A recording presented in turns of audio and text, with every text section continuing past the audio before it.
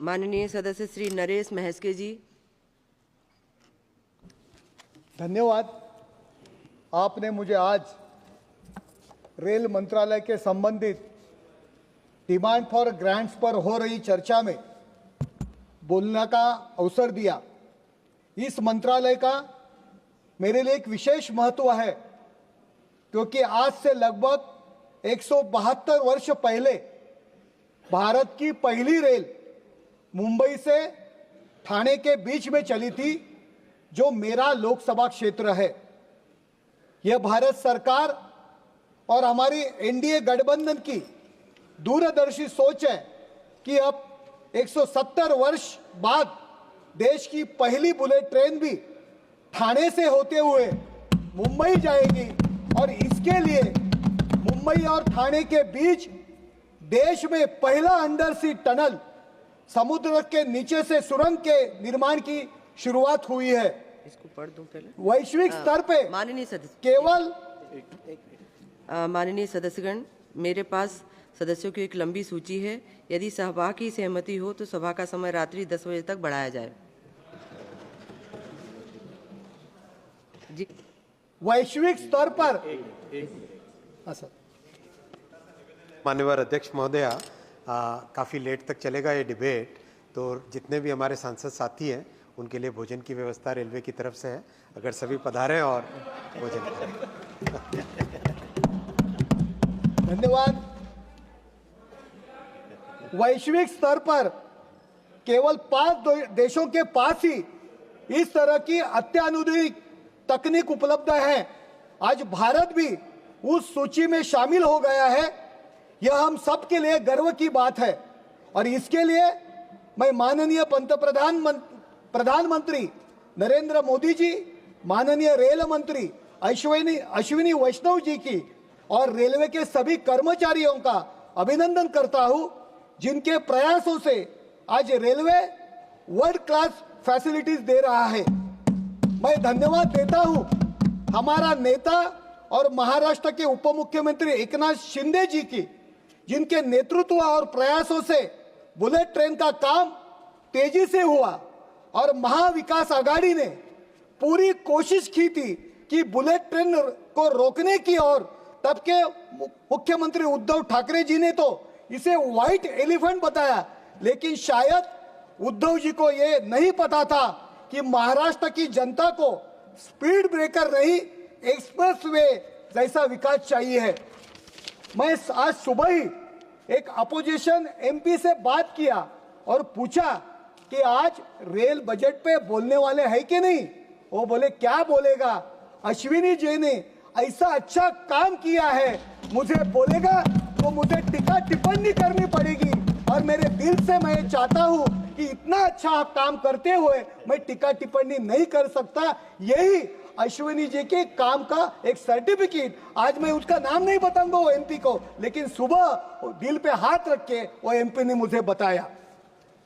इसलिए इनकी मानसिकता जो अपोजिशन है ईस्ट इंडिया कंपनी वाली है, जिन्होंने भारत का रेलवे का निर्माण हमारा देश को लूटने के लिए किया था, लेकिन आज वही रेल जो पूरे देश को जोड़ती है, यही वही रेल जो प्रतीक है एक भारत श्रेष्ठ भारत का, और एक भारत का निर्माण तभी हो सकता है जब देश का हर एक कोना रेलवे से जुड़ा हो, उत्तर से दक्षिण और पूरब से पश्चिम, और यही हमारी सरकार ने काम किया है।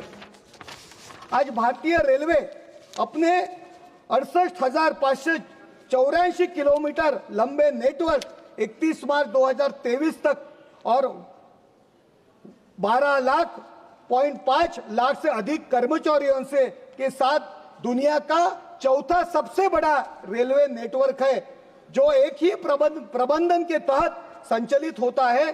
सरकार ने भारतीय रेलवे को विश्व स्तरीय बनाने को प्राथमिकता दी है।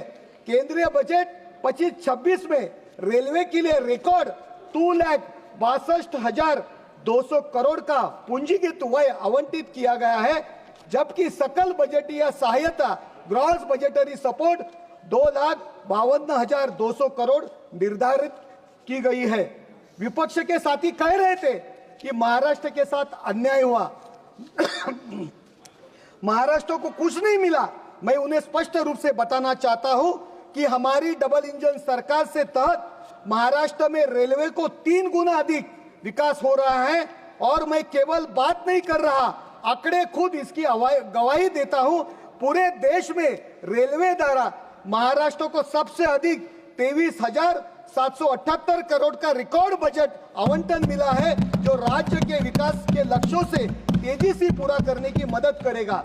यह आवंटन 2009 और 2014 के दौरान महाराष्ट्र को मिलने वाले 1,171 करोड़ के वार्षिक औसत से 20 गुना अधिक है। यह दर्शाता है कि पिछली सरकार ने महाराष्ट्र की रेलवे परियोजना को ठप कर दिया था।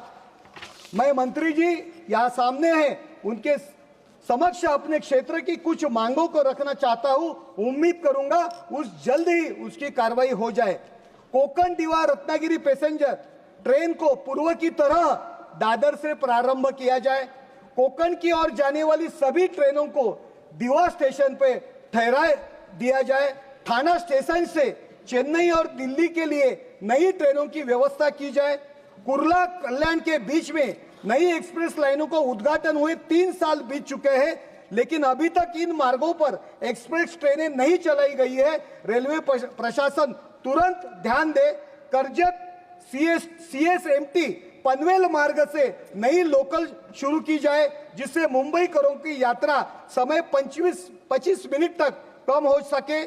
कल्याण डोंबिवली और बदलापुर से सुबह और शाम महिलाओं के लिए विशेष लोकल ट्रेनों का संचालन किया जाए। महिला यात्रियों के लिए स्वच्छ, सुव्यवस्थित और ऑटोमेटिक टॉयलेट की व्यवस्था की जाए। हमारे मतदार संघ में थाना और मुलुंड स्टेशन के बीच एक नया स्टेशन हो रहा है, उसका खर्चा हमारी कॉरपोरेशन की है। कोरोना के बाद कॉरपोरेशन की स्थिति थोड़ी कमजोर है। हमने वैष्णव जी के साथ, आपके साथ मीटिंग की थी, आपने रेलवे पूरा खर्चा करेगी ये मंजूर किया था, लेकिन नीचे अधिकारियों तक वो मैसेज नहीं दिया है। जल्दी वो मैसेज देके वो काम जल्दी शुरू करे। सुबह एवं रात को महिला डिब्बा में महिला पुलिस की तैनाती हो जाए, जिससे सुरक्षा सुनिश्चित हो जाए।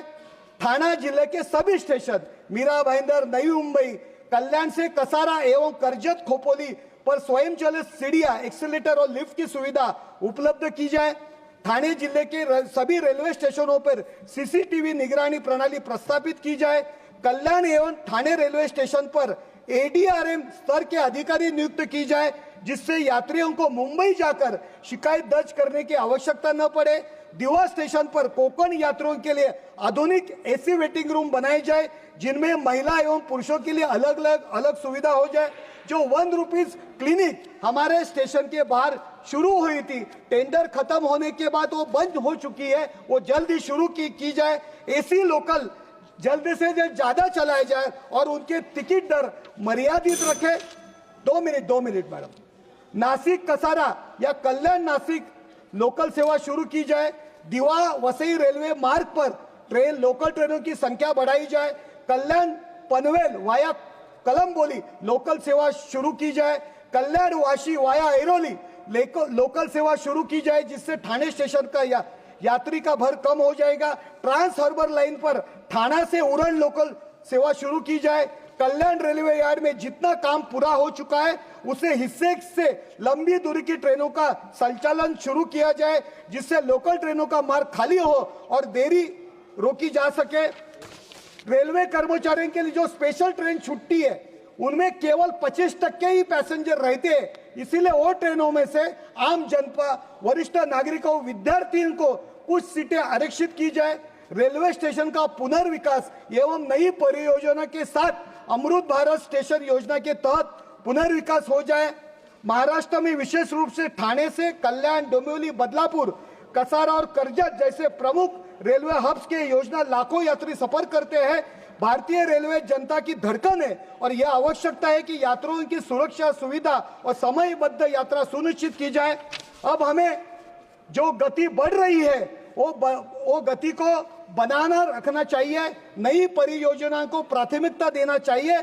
जनता की आवश्यकताओं के सबसे ऊपर ख्याल रखना चाहिए। हमें पूरा विश्वास है पंतप्रधान नरेंद्र मोदी जी और रेल मंत्री अश्विनी वैष्णव जी के नेतृत्व में भारतीय रेल आने वाले वर्षों में दुनिया के सबसे आधुनिक सर्वश्रेष्ठ रेल नेटवर्क बनाने की ओर अग्रसर रहेगा। जो प्रयागराज कुंभ मेला में करोड़ों भक्तों को जो दर्शन दिया है, लोग लेके गए, इसीलिए भारतीय रेल का प्रशासन का, रेलवे मंत्री जी का हम आभार व्यक्त करते हैं। अंत में एक शायरी कहता हूं, आओ मिलकर देश को बदले, आओ मिलकर देश को बदले, नई नई उम्मीदों का संचार करे, भ्रष्टाचार मिटाकर विकास लाए, भ्रष्टाचार मिटाकर विकास लाए, यह विकसित भारत का निर्माण करे। विकसित भारत